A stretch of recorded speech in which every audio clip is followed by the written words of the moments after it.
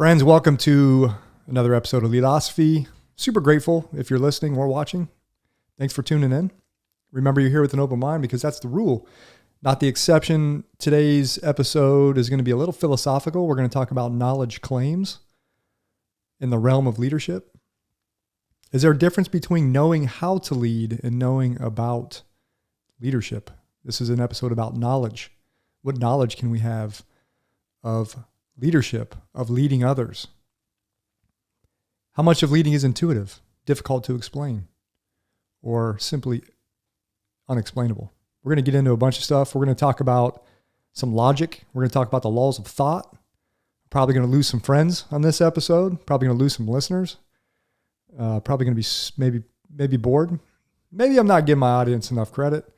Again, this is part philosophy show, so I like to geek out a little bit of philosophy every once in a while. So if you want to hang around and learn about a little bit of logic, stick around. It'll be fun. All right, friends, here we go. Are you ready to permanently fuse leadership and philosophy? Then a word of caution. You are about to enter the fully abstract yet wholly concrete realm of Leadosophy. Our ideas are not always so clear and distinct. To validate this proposition, we welcome the host of Leadosophy, Tim Woody. All right, friends, welcome back.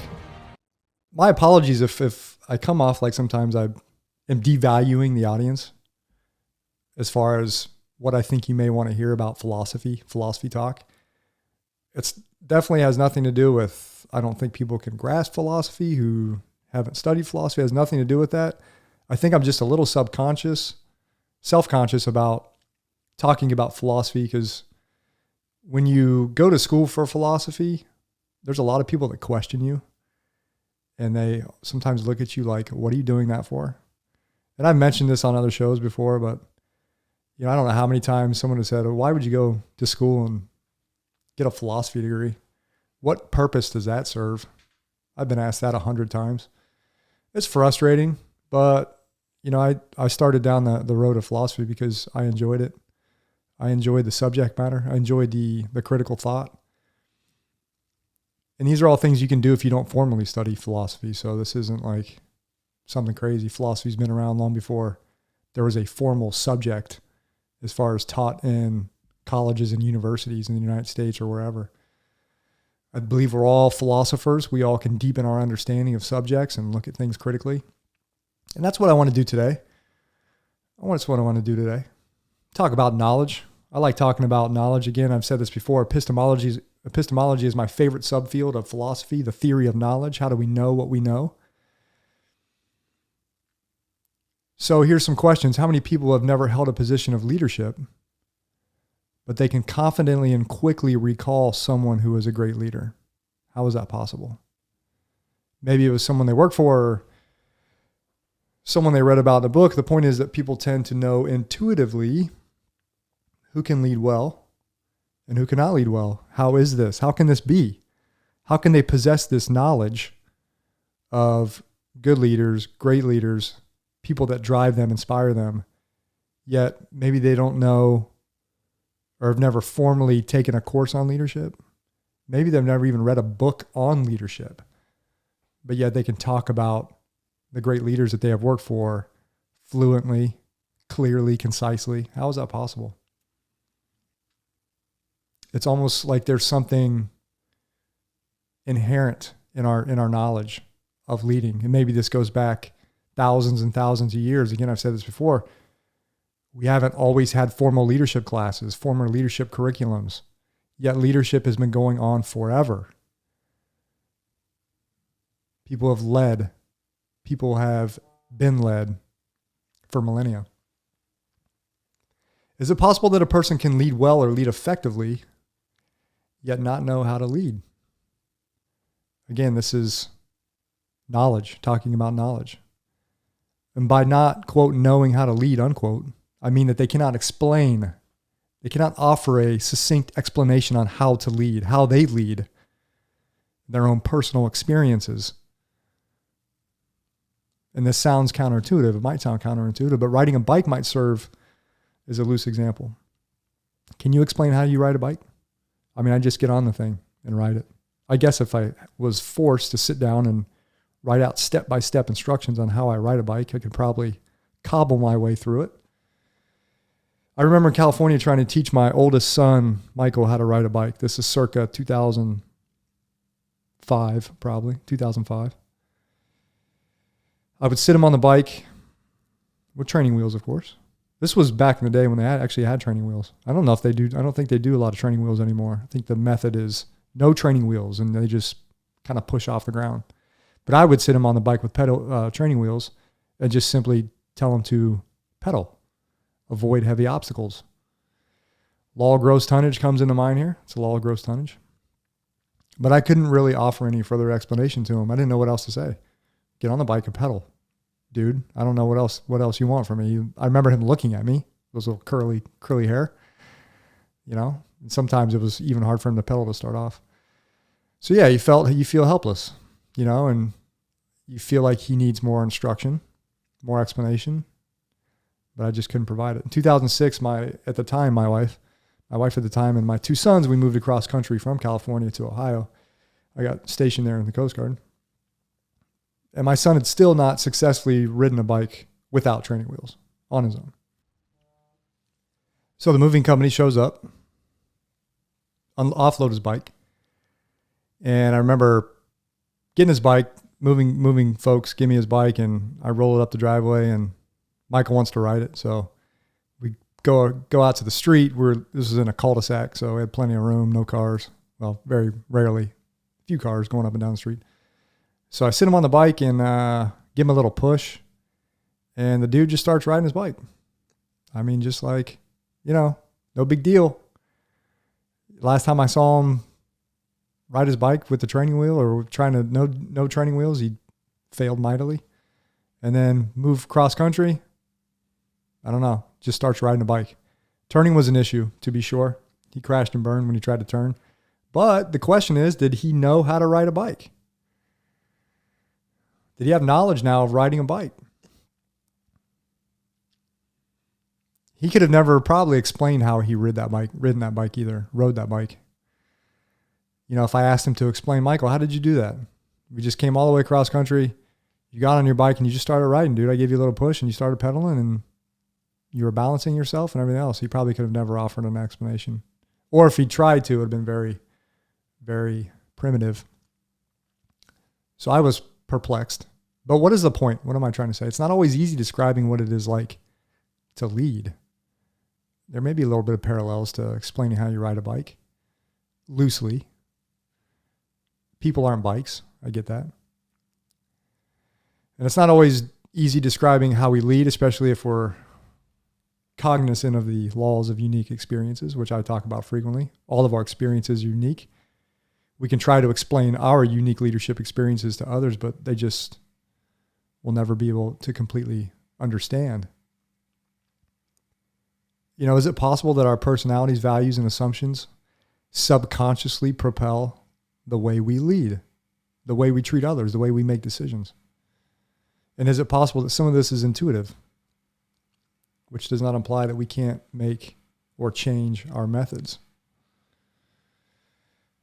So what I want to say is that knowledge claims about leadership, what I want to get into is knowledge claims about leadership are more slippery than we think. Again, do you know how to lead? I'm asking you. What do you think about when I say that? And if you say yes, I know how to lead. How do you know that you know? What are you looking for? What would you explain to somebody if you had to tell them you know how to lead and why you know?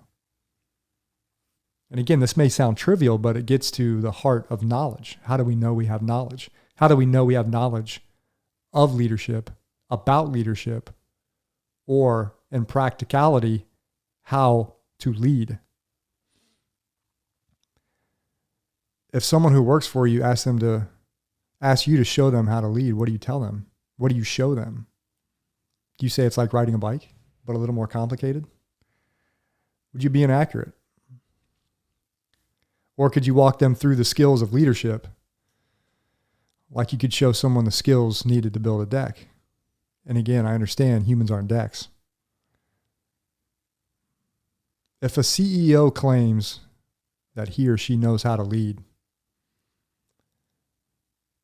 but a recent employee engagement survey yields the results of 75% of the staff are not happy with the CEO's leadership, is that CEO's knowledge claim about leadership accurate or is it inaccurate? Does the CEO really know how to lead if 75% of the staff do not think that he or she is an effective leader? And I'm not saying there's a right or wrong answer to this. It's a question about knowledge. And again, intuitively, this may all sound absurd, but the goal here is to make us all pause and examine our leadership knowledge and those claims more deeply rather than throw our knowledge claims around haphazardly with too much confidence. Where's the line? Here's a very important question. This is going to blow your mind. Where's the line between what we actually know about leadership and what we claim to know about leadership? Or is there a line? Or is it more of a deep divide? Filtered through the lens of Leadosophy, I talk weekly about leadership. I try to talk about the subject. Sometimes generally, sometimes specifically, like today, getting into knowledge claims. But simply because I discuss leadership in various contexts, does it follow that what leadership is, or does it follow that I know what leadership is and what leadership is not? Just because I talk about leadership. Do I know how to lead? Do I know about leadership? I think it's more precise to say I know something about leadership. And again, even if that knowledge is very limited and very narrow. And again, I welcome skepticism here. And I welcome skepticism on any of the shows that I make. It is encouraged. Leadosophy welcomes the skeptics for one simple reason. If I say something about leadership or about leading that causes a person to question what I said, then Leadosophy has succeeded by sending that person on their own quest, a quest of curiosity and for understanding. And that's what Leadosophy is all about. It's about deepening our understanding of leadership. It's far more about seeking understanding in the realm of leadership and far less about seeking the truth in leadership. And I say this all the time. I repeat this mantra often for a reason.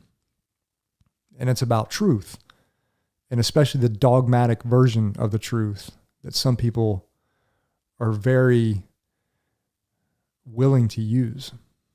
And this dogmatic version of the truth becomes inaccessible to examination, inaccessible to further inquiry, especially by the person claiming to hold that truth. When I proclaim X or Y is true about leadership, especially if I was to do this dogmatically, and this can go about anything really, my mind tends to seal that truth. I use the metaphor of sealing that truth in a coffin. And that truth is buried deep within my mind. And it's no easy task to unearth a buried truth, let alone re-examine that truth and scrutinize that truth if you had to. Every time someone says leadership is this or that, which are both declarative statements and knowledge claims. If I say leadership is X, I'm making a knowledge claim about leadership. Every time we do that, we potentially lose a little room for exploration and self-discovery. I want to briefly explore the subtle ways we make declarative true statements about leadership. And again, this can be about anything.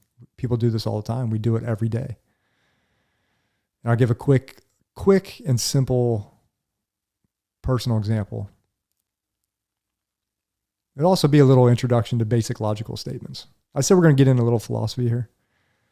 Logic, part of philosophy. Part of math, really, kind of. Logical statements and the laws of thought. We're going to talk a little bit about that. Buckle up here. You may need a sip of coffee. So I'm guilty of saying leadership is a grind. I say that all the time. Leadership is a grind. This is a declarative statement and a knowledge claim. I am making a claim about leadership. I'm saying I know this. Leadership is this. This statement has a truth value, meaning it is either true or it is false. It cannot be both true and false. To claim it is both a grind and to claim it is not a grind is a logical contradiction in accordance with the laws of thought, more narrowly, the law of contradiction.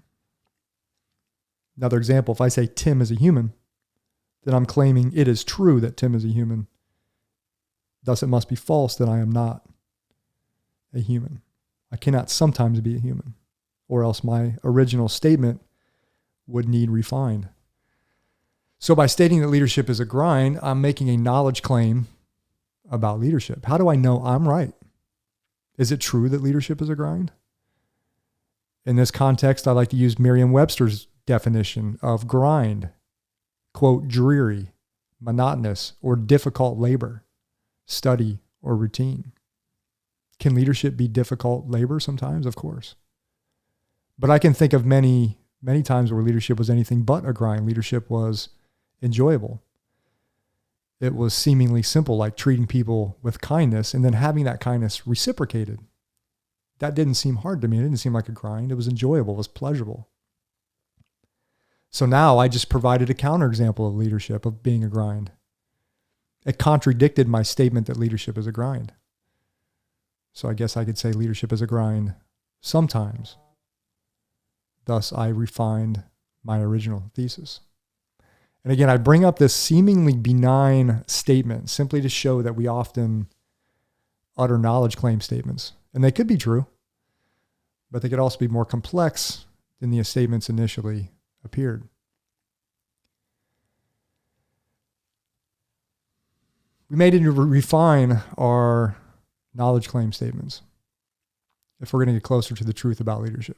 If that's our goal, is to find some truth, which I believe we want some semblance of truth. I think if we just walked around the world not trying to get to any truth, we might be fairly ineffective. But the search for understanding to me is just important. So some declarative statements about leadership may be true, but I think they're potentially more conditional and situational. Leadership is a grind under certain situations and contexts. Leadership is enjoyable and pleasurable under certain contexts and situations. So I think we have to filter through the minefields of knowledge claims, especially proclaimed by the leadership experts, so to speak. We need to conduct our own search for those conditions that supplement the simple declarative statements about what leadership is and what is important about those conditions. I think we can agree that often context matters as it pertains to leadership truths, if there are any truths about leadership. Shout out to laws of logic, laws of thought, laws of contradiction. Logic was one of my favorite classes in college. I'm addicted to Venn diagrams now, thanks to logic class. I probably use them when they don't need to be used. I'll force Venn diagrams into just about any situation. They're a Venn diagram, and if you don't know what a Venn diagram is, it's basically the two circles that come together, and in the middle they overlap, and then you have some areas or ideas or whatever that are on the outsides of the circles in each individual circle, and then again, there's things that overlap in the middle. But there can be 3 circles or 4 circles. Venn diagrams, a lot of fun. But what I liked about logic, it taught me to analyze statements and arguments a little closer. I try to choose my words a little more carefully when I talk, which sometimes I succeed, sometimes I don't. And I definitely pay more attention to things I say that may sound or come off like I'm proclaiming a certain truth, especially when I'm doing this podcast in the world of leadership. I try to be very mindful of the knowledge claims I put forward on leadership, because everyone has seen out there the leadership experts that just say, this is the way you lead, this is how it's done, these top 10 things are the key to success. I get frustrated when I see that because I feel like they're trying to press this general leadership knowledge into very specific situations, very specific and unique individuals in their unique context, in their unique industry, at their unique job. When that person who is claiming to have the elixir of leadership has never been in that field, will never be in that person's shoes. And I'm not saying they can't have some general knowledge of leadership that is beneficial, but I just say look at it a little more, with a little more skepticism. Go on your quest for your own understanding. You're seeking your own knowledge with others. I believe we can make this journey together. That's why I love Leadosophy. I think we're on this knowledge quest about leadership together, about leadership, of leadership, which is fun for me. I like doing that. So whether they are bestowed the title or they self-proclaim the title, many leadership experts claim that leadership is this or that. Leadosophy urges everyone to approach declarative statements about leadership with caution. I think the waters of leadership might be a little more murky than our minds would like to admit. But we have to remember our minds like simplicity and concepts that nudge us in the direction of simple declarative statements about leading others, especially general, very general statements. I think it's an assumption of mine that I know something about leadership, but it is a long and deep stretch to say that I know what leadership is or it is not. Despite years of leadership experience under my belt, leadership still seems mysterious at times. I've learned to embrace the mysteries of leadership. I have definitely learned to embrace the mysteries of leadership. I once had a blog called The Fog of Leadership. The blog is dead. The wreckage is strewn about the beaches of binary digits. But make no mistake, the fog of leadership is alive and well, for me anyways. It can be a fog sometimes. That's it, friends. Little logic, laws of thought, knowledge claims. Covered some very narrow subject today in the world of leadership. That's okay. Sometimes you have to go a mile deep and an inch wide. Vice, a mile wide and an inch deep. Stay tuned next time when we discuss causal claims about leadership. And one of my favorite, predictive statements. Can you predict human behavior? That may be more slippery than you think. Predictive statements are claims about the future. If we do so-and-so or act in so-and-so way, this or that will happen. Here's a question to chew on as you leave today's episode. What predictive statements can you make or can we make about leadership, if any? Remember, Leadosophy is about using the tools of philosophical thought to deepen our understanding of leadership and of life. Hope you enjoyed this episode. Thanks for watching. We'll see you next time. Thanks for watching and listening to another episode of Leadosophy. If you liked what you heard today, hit that subscribe button and check out Leadosophy.com and learn more about Tim's ideas on philosophy and leadership. We'll see you next time.